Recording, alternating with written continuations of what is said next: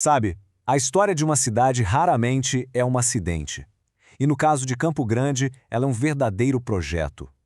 Uma história de destino, de planejamento e de forças que, muitas vezes em silêncio, ergueram uma capital bem no coração do Brasil. Vamos juntos, então, desvendar os segredos por trás da forja dessa capital. Essa é a grande pergunta que vai guiar a nossa análise de hoje. Porque, olha, a ascensão de Campo Grande não foi obra do acaso, não. Foi uma construção pensada, deliberada. E a gente vai descobrir quem foram os arquitetos por trás desse plano. E o curioso é que tudo começa não com um ato de conquista, de força, mas sim com um ato de cuidado. O fundador, José Antônio Pereira, ele não chegou para explorar a terra. Ele chegou para plantar as bases morais de uma nova comunidade. Essa linha do tempo aqui revela a escala épica que foi essa jornada. Imagina só, vindo lá de Minas Gerais, Pereira não estava buscando só um pedaço de terra. Ele trazia com ele uma cultura, uma fé e, principalmente, um senso de comunidade. Aquele retorno com 11 carros de boi, aquilo não foi uma simples mudança. Foi o nascimento de um povoado que já nascia com alma. E aqui está o pulo do gato para entender a verdadeira fonte do poder de Pereira. Num lugar completamente isolado, onde a vida era muito frágil, a autoridade dele não vinha da posse da terra, vinha da capacidade de curar. Ele era o líder porque ele era vital para a sobrevivência de todo mundo. Em Campo Grande, a liderança nasceu do cuidado. Agora, a gente avança no tempo para a próxima grande virada na nossa história. A chegada da Estrada de Ferro Noroeste do Brasil. Aquilo não foi apenas progresso. Foi como um trovão de aço, uma ruptura que abalou o isolamento e mudou o destino da cidade para sempre. E essa comparação aqui ilustra a mudança de uma forma brilhante. A vida, que antes era regida pelo sol, pela natureza, passou a ser ditada pelo apito do trem. A ferrovia conectou Campo Grande ao mundo, escoando sua produção para São Paulo e, na prática, começou a dividir o estado de Mato Grosso muito antes disso acontecer oficialmente no papel. A construção da ferrovia precisou de muita mão de obra, claro. E isso acabou transformando a cidade numa verdadeira concha de retalhos étnica. Cada grupo que chegava trazia uma peça fundamental para essa nova identidade cosmopolita que estava sendo forjada ali.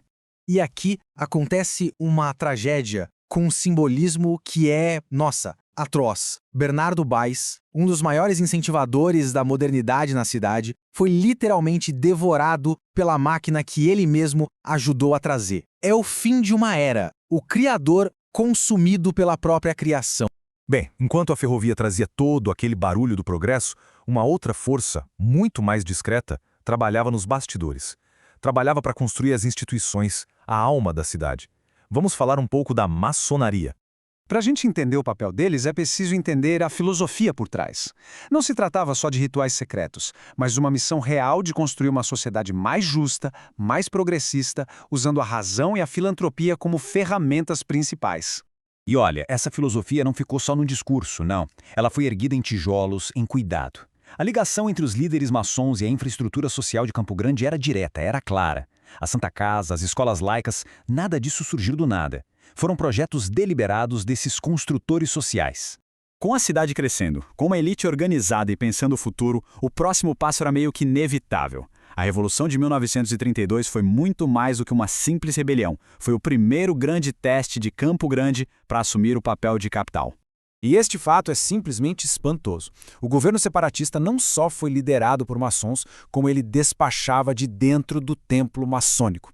O poder simbólico e o poder político se fundiram completamente ali, mostrando que a maçonaria era, de fato, a espinha dorsal de todo o movimento. Militarmente, sim, foi uma derrota. Mas a pergunta que fica é, será que o legado se perdeu? A resposta é um categórico não, de jeito nenhum. E a prova está lá, cravada no coração da cidade até hoje. O obelisco, que foi erguido logo depois da derrota, tem um duplo significado. Oficialmente, é uma homenagem ao fundador, mas simbolicamente é uma afirmação de resistência. Uma pedra levantada que dizia que o espírito separatista e o sonho de ser capital continuavam de pé. E assim, a gente chega ao clímax da nossa história. Décadas de preparação, de crescimento econômico e de articulação política tornaram a escolha de Campo Grande como capital não uma surpresa, mas uma conclusão lógica, quase inevitável. Esse quadro deixa tudo muito claro, né? O motivo da divisão ser inevitável. O Sul, com Campo Grande ali como seu motor, tinha uma economia, uma logística e uma cultura completamente diferentes do norte. Eram, na prática, dois estados distintos muito antes da lei oficializar isso. E assim, a jornada de um século finalmente chegou ao fim. O sonho que nasceu lá nos planos dos pioneiros, que foi forjado no aço da ferrovia, articulado dentro das lojas maçônicas e testado no fogo da Revolução, finalmente se tornou realidade. A história de Campo Grande nos ensina que as cidades são moldadas por forças que a gente vê e por forças que a gente não vê.